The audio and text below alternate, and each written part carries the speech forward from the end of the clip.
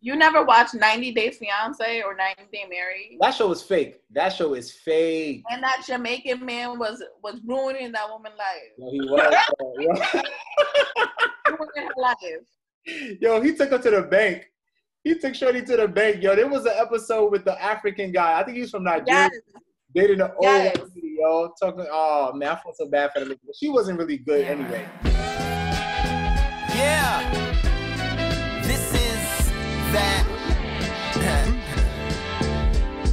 Yeah. Young Pira Overdilla, behind the mic like the will of a vehicular killer. The threading, put it together like a 3 minutes to wedding in less than 3 minutes of meddling over melody and grand piano pedalings. I do represent the mind like IQs, intelligent signs in all kinds of haiku. Cobra Kai turn high top fade to Caillou. Who Spectre Man stands and fight the kaiju. Way beyond 100 kicks, breaking bottom. So let me know this, right? I'm gonna probably go far left, right? Like Bobby said before, women are a little bit more, I guess they're more educated now in current times. They're getting the better jobs. There are more initiatives to help women get equal pay as the men.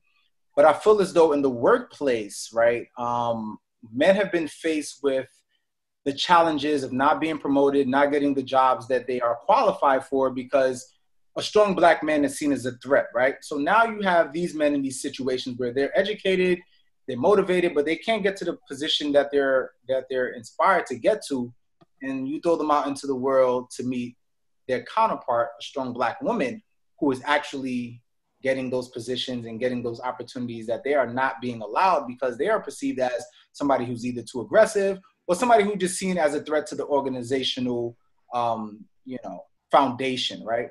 So as a black woman, independent, strong, successful, paying her own bills, doing her own thing, and actually just doing everything that, she inspires to be. Is there any empathy towards the black man, even when you meet him, that, hey, maybe he's in a situation where the world is against him? And as a black woman, the world is against me too. But right now, there seems to be a little bit more of a push to help the black woman move forward in, I guess, companies where we can get equal pay and promotions and things of that nature. And possibly the black man that I'm interested in, he's educated, he's smart, he's motivated, but he's just not getting those same opportunities. So he's faced with the same challenges I am. So let me be a little bit more empathetic to his situation because we are all in the same, I guess, discriminatory state to some degree. Is there any empathy to the black man that you meet and that you date that, hey, listen, I know you're going through a struggle, I'm going through a struggle, but, maybe together we can kind of become better as one? Or is it just, I'm going to put everything on the table. If you're not with it, I'm moving on. You like what is the mind state, knowing that men are faced with the same challenges that, women are faced with as well, being seen as somebody who's either too aggressive or a threat to the organizational foundation? Can I ask a question? Go on. How many times do black men be like, dang, black women be having it hard out here? All the time. All the time. Not once.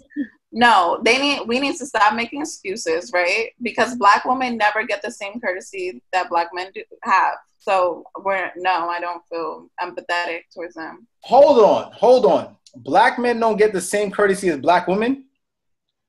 Black women, when do you ever see black men be like, you know what? Black women, they be out here hustling. They mothers. They take kids. They're trying to get education, get the higher education. They're trying to go up their career ladders. But I never see black men do that. So I don't understand why we should be like, black men, they be struggling in the workplace. That's why they don't get that position, or that's why they don't get that job. We're all struggling in the workplace. We all are facing the same issues. So we have to be more empathetic and understanding. I only brought up the workplace because it was just one aspect, but I'm talking about being in America and being black, right? So we have situations where the black man is empathetic to the black woman. Tupac, Dear Mama, he was talking about his mama being struggling and trying to take care of the family. We have an unfortunate Breonna Taylor. All the NBA players are saying her name. Protesters saying her name. Black men are stepping up for their black women. It may not be the case that you see, but I feel like there's situations where black men are like, yo, listen, Black women are the foundation of the Black family, and we're stepping up for them. You know what I mean? And I just brought up the organizational thing because I personally felt like I've been dealt a card of discrimination where I've been seen as too educated and I've been discriminated against. But that's just one aspect. I want to talk about everything that we both go through living in America. You know what I mean? So if you see a Black woman, I mean, I'm talking as a man, if you see a Black woman struggling to get onto her feet, you know, I'm empathetic personally because I know how hard it is being a Black man, and it's probably just as hard. But I just want to know from your perspective, right? Because I just don't want to talk about organizational aspects and struggles of trying to move up in a company that you can't even own at the end of the day. I'm talking about being Black in general. Like, is there any empathy when you're meeting a man or a counterpart that makes you say, you know what, let me take it a little bit easy because I know we are both in the same struggle together? In terms of like society, yes, I am very empathetic towards Black men because listen, you can be going down, walking home from working a long day and be like targeted or attacked and anything happen. So I am empathetic in that that case. So I understand as much as Black men. So I think, like you said, we both are going through the same struggle because I feel like at this time in our lives, none of us are safe. Malika, I see you looking up at the fly on the wall. Well, what's your thoughts? I'm empathetic, but I think we've been empathetic, and I feel like Black women haven't had that received on the from the Black men. Empathetic doesn't mean you just watch me and be like, ooh, sorry, girl. That's just, you might as well just not say anything at all. I don't need your empathy in your head. I need your empathy through action. Because in your head means absolutely nothing. But I feel like even I was in a construction company and somebody said something, but it was a Black guy, but because he's surrounded by a bunch of white guys, he wants to maintain this status, right? So he doesn't come to my defense. All he does is just say, so this is his form of empathy. I don't need you looking down and dismissing what's happening. I need you to speak up. So I can't be empathetic. I can't do for you if you can't do for me. My question is this, right? Are you women? I know we've been talking about Black men, Black women. Oh, very beautiful.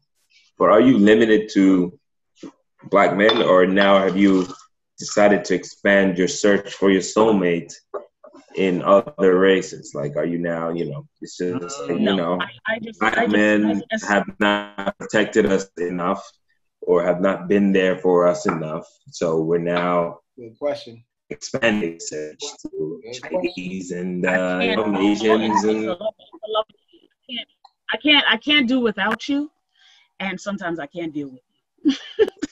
So it's a mix of two. Because Did you answer my question? What did she say? I'm too lazy to teach anybody about my culture, whether it's Black American or Caribbean American, or whether it's something. If we go to Africa, I don't want to have to teach you so much. Now, if you're a type of person that grew up around a lot of Black people, so you're aware of that, that's fine. But not everybody grew up that way. And let's say I meet a cookie cutter white boy who's just like, he just doesn't have the swag that a Black has. And is that the general consensus around the no, I mean, like, I'm asking Alicia and, now they both look like they got a little Papi Chulo on their hand purse. I've dated a lot of everything, but my preference, like, I prefer Black men. Like, I want to marry a Black man. I've been open because I've been like sick of y'all. I'm like, let me dip and dabble in something else, and like, it just wasn't. I like Black men. Like, that's what I want. That's what I like. There's nothing like a Black man at all. So, yeah. I mean, for me, I'm open. I'm open to whatever at this point in my life because I feel like the struggles that Black people have, I mean, they're not other races won't be able to really understand, but at the same time, we don't know all of the struggles that other races have too.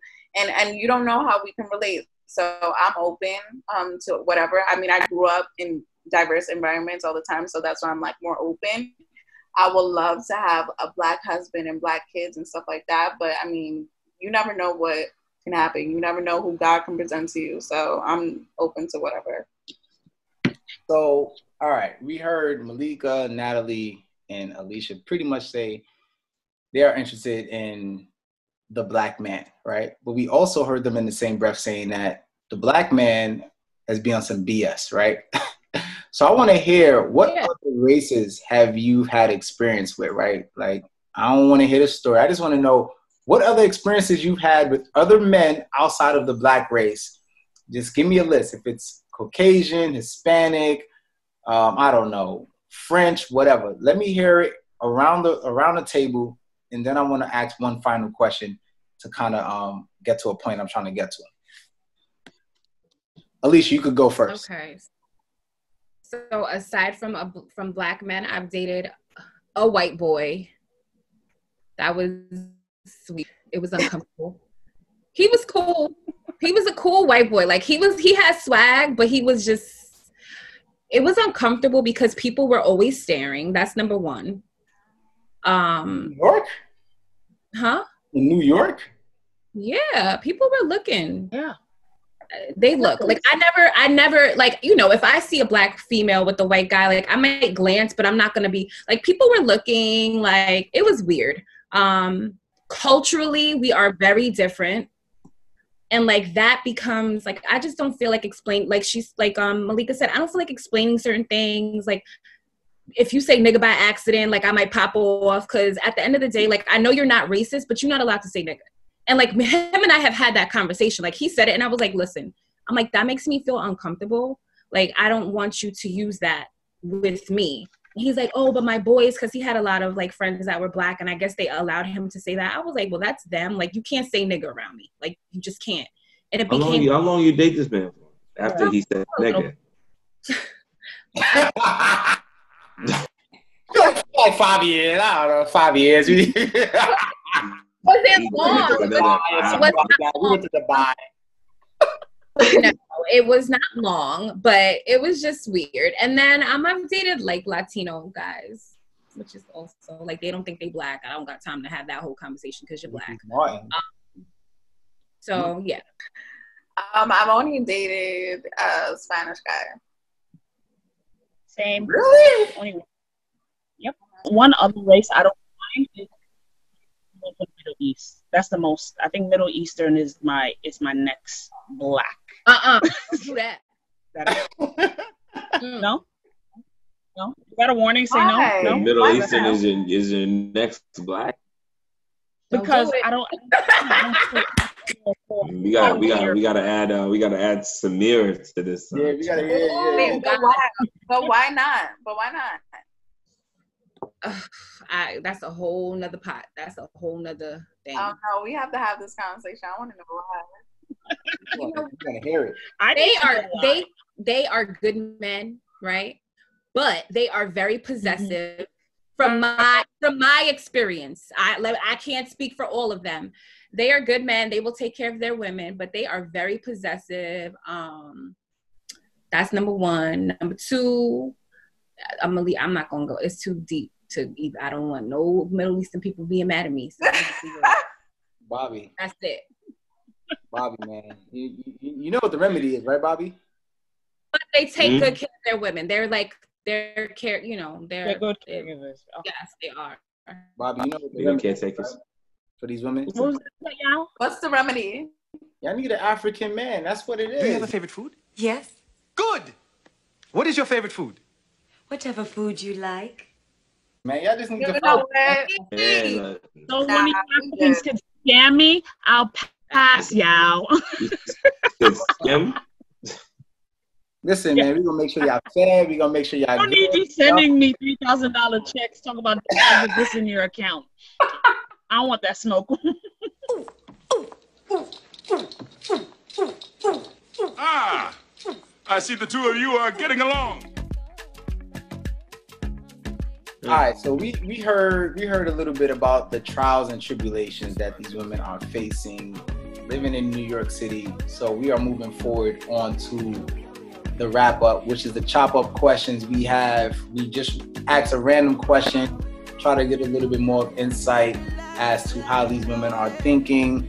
And it's going to be wrapped around the same topic somewhat to what we was talking about earlier. So the question I have, number one, in regards to dating in the city, you know, in single edition, has online dating helped people find each other in terms of the dating realm, or has it hurt people? Because you have websites like Plenty of Fish. What do they got? Do they still got Black Planet? I don't know. I remember Black Planet used to be a thing. They got other apps too. That's for people who are really just for the one night stands or whatever the case is. But you have social apps that will help people connect. Do you think that helps people find a significant other, or it basically damages their chances of finding something that's very serious? I've experienced a lot of online dating. So I would say that it's half and half, because as you're online, you're able to actually become someone else and portray yourself as someone different. So I don't think it's some people, and then some people.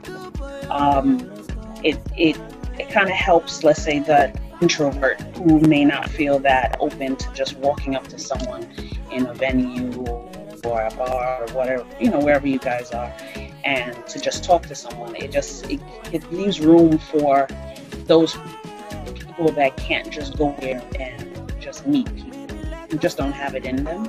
I think that's one of the good things about online dating. But of course, there are some liars. There are the fake pictures, or they have really good angles, and then you feel like you're bamboozled when you meet them in person, and they're not who they say they are. Or for some, it just leaves room for them to lie about their occupation, about what they want in life, what their intentions are. And if they find that I've had experience where someone felt like, you know, I like what you said on your profile, so let me say something so that it matches what you want, so I could take advantage. And that's something that's very, very real. But it works out for some people, not all. I know one person it worked out for, but I mean, I got a relationship out of one, but it didn't last. It lasted like a year and a half maybe. But there's nothing wrong with it. It's just depending on who's behind that screen, because who's behind that screen really determines your experience. I think that online dating works for some people. Personally, me, I'm just not interested in it. One, because I'm afraid to meet them in person because they might kidnap me, and two, I don't know, I'm just not into it. I feel like I'd rather meet someone and it's natural and we just have a spark in person. Like, I don't want to be talking to someone on the internet.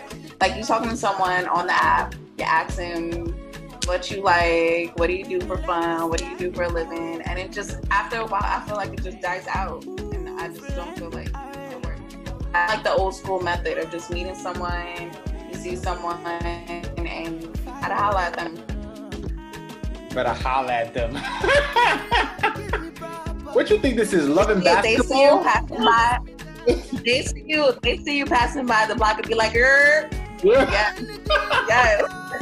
Like, hi. Hey, yo, shorty. Yeah. I'm letting you know for now. That's what I'm doing on the 29th. You're hi. Yes. What about at your, right there? What about at your local fete? Jersey? What about at your local fete or your party though, with a guy trying to talk to you while dancing? That don't work either. That's not old school. That works. That's where you. That over online dating? Somebody at a party. Yes, I'd rather meet someone at a party, and that could be my husband at the party. But online dating, it's just like it's too because you can meet them in person, and you guys don't even have the part. It's just like, yeah, they were cute online, but they don't have nothing to them. There's no substance. All right, Alicia. I heard what the two biased ladies just said. What you think about online dating? Does it help or does it hurt? I think it depends. I think some people are successful and some people are unsuccessful. I think it depends on the website you go on. A lot of the paid websites, people actually find love because people are more serious because they're putting their money, they spending money to find love and like, so I know a few people who have met people online and married them, and it was because they were on a paid website, like the Pledges and whatever other websites there are that are free. You're not gonna find quality because that's just all the people. That's not always, but it's harder to find quality. So I'm more. I mean, I would like to do the conventional, like meeting someone on the street, but it doesn't always work that way. So that's why I opened myself up to online for a little bit. And I will say, with online dating, you're going to meet.